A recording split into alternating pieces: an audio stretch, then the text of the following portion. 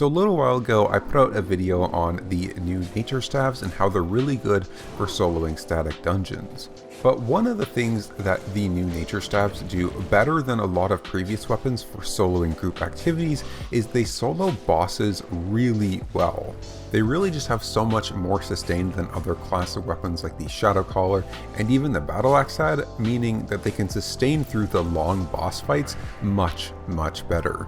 So in this video, I'm going to show you how you can use this feature of nature staves to get some really big chests to make a lot of money by soloing group content.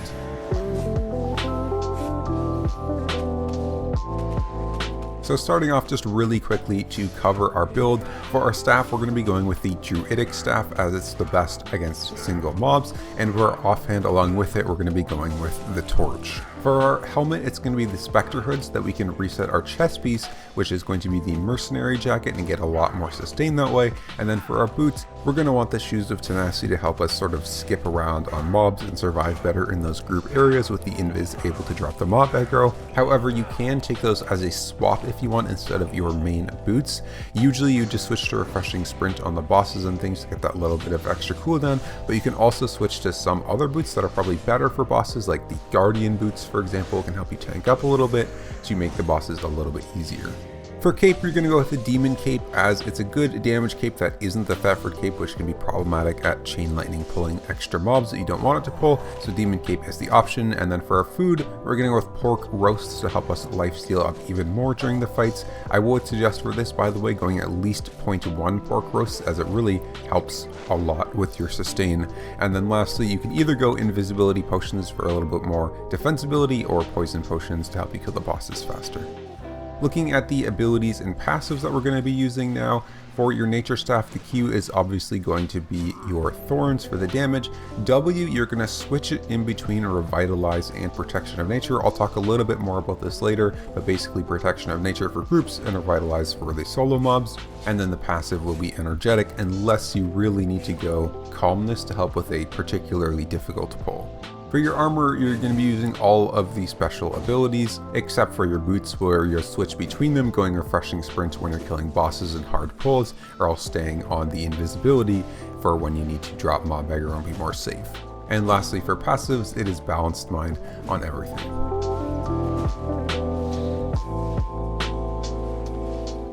So there are 4 different areas or activities that you can do to get some really good group chest rewards with this solo nature build. So first up is just the classic static dungeon chests. Personally, I'm most familiar with the tier 7 undead static dungeons where there are 3 chests that are very easy to do and have pretty good rewards. So first up, there's this one in the top and the middle here that will always be guarded by this Frost Weaver mob. This is a quite easy chest to clear and always gives at least some pretty decent rewards. Second, there are 2 chests within the static dungeons, one at the very southeast and the other at the northwest, which again are pretty easy to clear, just guarded by one mob and then some ghouls and rats on the outside. Next we have the chests found within group dungeons. Some of these bosses will not be possible, but others are very easy. It really depends on the faction and which boss you run into. Personally, I would suggest actually going into the Roads of Avalon and doing the static group dungeons found within the Roads of Avalon for this, as the rewards are much better than just the normal spawning dungeons or even maps, as the roads have that insane 610% loot bonus on chests and stuff in those static dungeons, which means even a green chest or blue chest will pretty much always give you some pretty damn good rewards. Another reason that doing the roads chest is good is because you can do this third option at the same time, which is doing the group chests out in the roads. I'm not sure if you can do the yellow ones for like the 20-man groups, but you can definitely very easily do the blue ones. I'm pretty doubtful about your ability to kill the yellow ones, so I haven't really tried, but I haven't found any in tier 4, so it's sort of hard to say. These ones can be a little dangerous because people will often come to check them if they're out there ganking or doing stuff like that, but even just doing like a tier 4 one as a solo player can be really good, as even something like a blue chest usually nets around 1 million silver, so you're basically always guaranteed to at least have it be worth your time. Last but not least, we have outposts found in the black zone. These are by far the most dangerous, but have some pretty great rewards if you can get a chest. You will have to be pretty crafty and be on the lookout for possible outposts that won't have much congestion though, as a lot of groups do outposts pretty much consistently on every timer.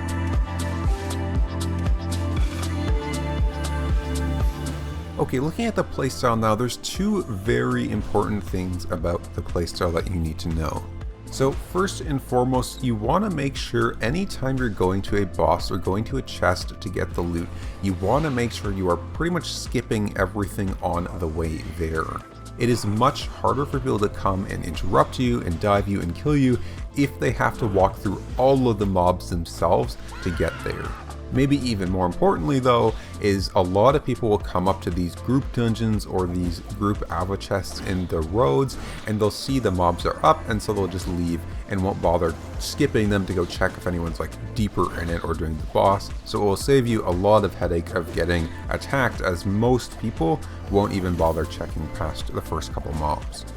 This is also especially effective in the group dungeons because you can go through a floor and see if the floor is worth clearing, right? You have to clear the floor up to a boss if you want to loot the chest. And so if you just start clearing the mobs, sometimes you'll go through a floor and either there'll be no chest on the floor and that really sucks, or there will be one that's maybe impossible to clear, or maybe a green one that you don't want to take the time to clear. And so it just saves you a ton of time if you just skip through the dungeon and then go and find a chest with a killable boss that you want to clear, kill that first and then clear backwards from that, clearing the rest of the mobs on the floor towards the entrance so that you can go back and loot it.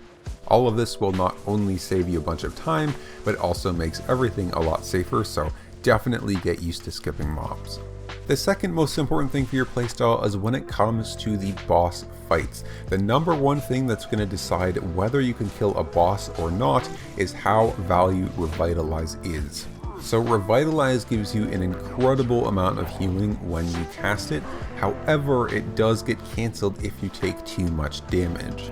So in order to win a lot of the boss fights, you need to make sure you're getting pretty much the full duration of the Revitalize when you can, and also using it pretty often as it has a short cooldown. For this, you need to know the boss's mechanics and behavior to know when it's going to attack you, so you can use it when the boss has a period when they're not going to be attacking you very often. So as you fight a boss for the first time, you probably won't beat it on the first time. Just be watching for periods where it doesn't damage you very much or isn't CCing you, so that you know those are the periods when you can get really good Revitalizes off. Similarly, its auto attacks can define a lot about how easy the boss fight is. So some bosses have these really hard hitting but very slow auto attacks, and these are very good for you because you can basically just use Revitalize after an auto attack hits and heal all that back up. However, other bosses have more quick hitting auto attacks that don't hit as hard, and it's much harder to get a good value Revitalize off, so you might have to watch a little bit more for the abilities on those ones. Similarly to this, it's knowing when Revitalize isn't actually very good and you should swap to Protection of Nature. The most obvious of this is when you're killing the mob groups and not the mob boss, as if there's a bunch of mobs attacking you, there's a really good chance you're not going to get any value from Revitalize, as it will just get cancelled pretty instantly, and so Protection of Nature instead provides a really good buff.